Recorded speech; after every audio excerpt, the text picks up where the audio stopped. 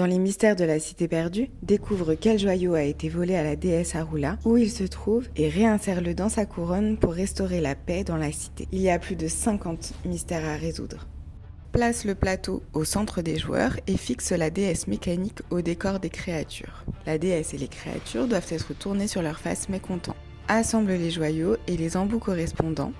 Violet, carré, rouge, triangle, vert, rond, bleu, rectangle, jaune, losange, puis place-les chacun dans un obélisque que tu disposeras aléatoirement sur le plateau aux emplacements correspondants. Mets le jeton gardien recto verso et le jeton boîte secrète devant le plateau et la roue code secret sur le côté.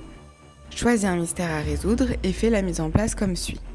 Tourne la roue crantée au-dessus de la tête de la déesse jusqu'à ce que tu vois le gardien affiché sur la fiche des mystères apparaître dans l'orifice. Appuie 3 fois sur le bouton à la base de la déesse, place les trombones sur les cartes hexagonales selon les chiffres, la lettre et les couleurs représentées, place les pierres de ruine des symboles correspondants sur les emplacements sur le plateau et le décodeur de ruine sur le côté. Prends une feuille d'enquête, un crayon et la partie peut commencer.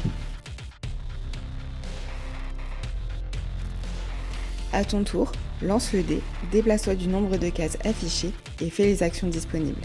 Si tu tombes sur une case qui contient un artefact, tu as le droit de relancer le dé. Si tu tombes sur une case déesse, tu peux interroger ou changer l'humeur d'une des créatures qu'Arula désigne.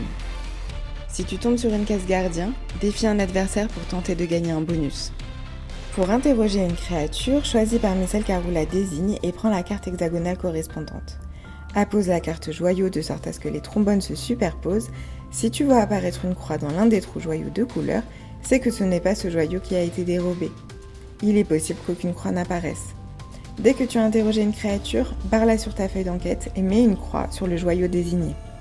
Plus tu interrogeras les créatures, plus tu pourras cocher de joyaux et donc par déduction, savoir celui qui a été volé. Lorsque tu tombes sur une case œil à côté d'un obélisque ou d'une ruine, consulte discrètement l'élément et inscris l'indice sur ta feuille d'enquête.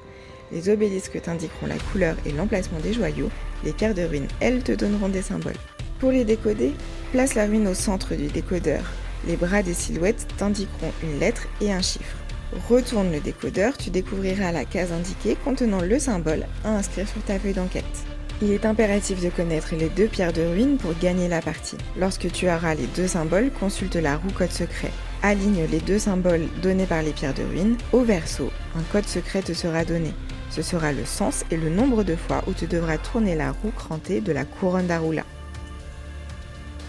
N'importe quand durant ton tour, si tu penses avoir découvert quel joyau a été dérobé, rends-toi directement sur la case œil près de l'obélisque contenant le joyau, puis retire-le de l'obélisque. Tourne la roue crantée au-dessus d'Arula dans le sens et le nombre donné par la roue des codes secrets et insère la tige du joyau dans l'orifice de la couronne.